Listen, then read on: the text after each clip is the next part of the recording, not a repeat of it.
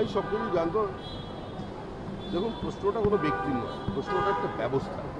যে ব্যবস্থা তৃণমূল কংগ্রেস তৈরি করে দিয়ে গেছে, সেই ব্যবস্থারই ফসল এটা। আমরা তো প্রথম থেকেই বলেছিলাম তৃণমূল কংগ্রেস প্রকৃতির বিরুদ্ধে যুদ্ধ ঘোষণা করে। তারা শুধু অসহায় মানুষের মুখের গ্রাস কেড়ে নিয়েছে এরকম নয়, এই প্রকৃতিরও যা কিছু আছে সেটাও ধ্বংস করেছে।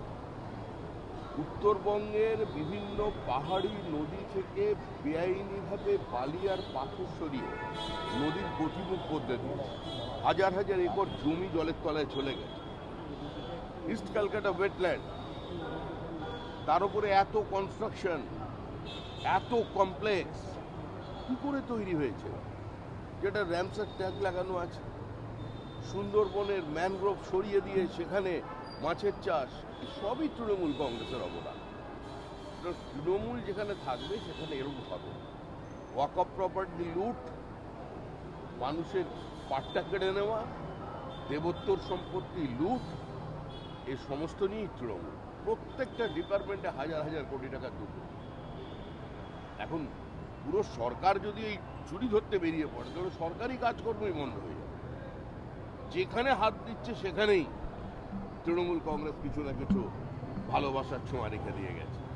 ওই রামকৃষ্ণ বলেছিলেন, যেখানে দেখিবে ছাই উড়াইয়া দেখো তাই। যে ডিপার্টমেন্টেই ফাইল উল্টাবে সেখানেই একই অবস্থা। দাদা, বর্ধমান থেকে জঙ্গি গ্রেফতার হয়েছে, মুখ্যমন্ত্রীর ওপর নজরদারি করতে এমনটাই জানা যাচ্ছে এই জঙ্গি। বাম জমানায় এটা ছিল সেফ প্যাসেজ, আর এখন হয়ে গেছে সেফ হোম।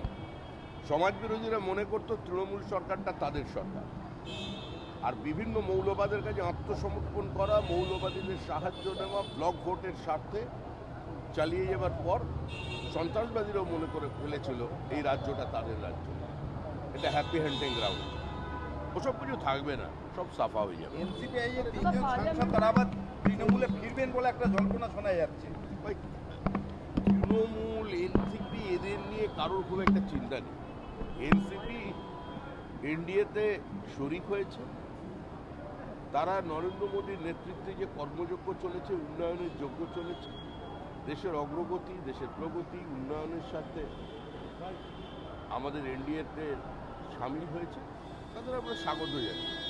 কিন্তু কারোর পরিবারে কি বিবাদ সেটা তো আমাদের দেখার দায়িত্ব নেই। সংখ্যালঘু সাংসদ তারা সরাসরি এনডিএর সঙ্গে বা বিজেপির সঙ্গে যেতে চাইছেন না, সেটা তাদের ব্যাপার।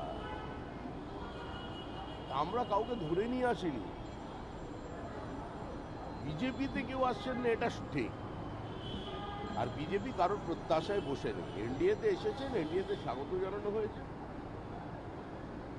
কিন্তু তাদের আভ্যন্তরীণ দ্বন্দ্ব কোনো দলে তা নিয়ে আমরা কেন চিন্তা ভাবনা করি? সেটা তাদের বিষয়, তারা দেখবে।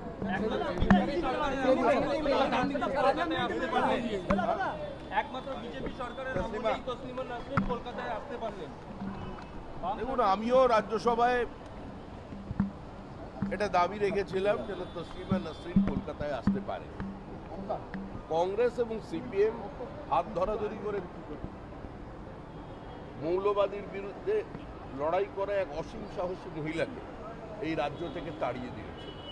তৃণমূলও তাকে ফিরিয়ে আনে মৌলবাদের স্বার্থে। একজন শিল্পী, একজন সাহিত্যিক, একজন কবি, তিনি যদি পশ্চিমবঙ্গে আসেন, এই সিটি অফ জয়, এত কথা তো বলেন, ওনাকে স্বাগত। যদি জয়া হাসান আসতে পারেন, তসলিমা নাসরিন আসবেন না কেন? সবাই এখানে থাকবেন।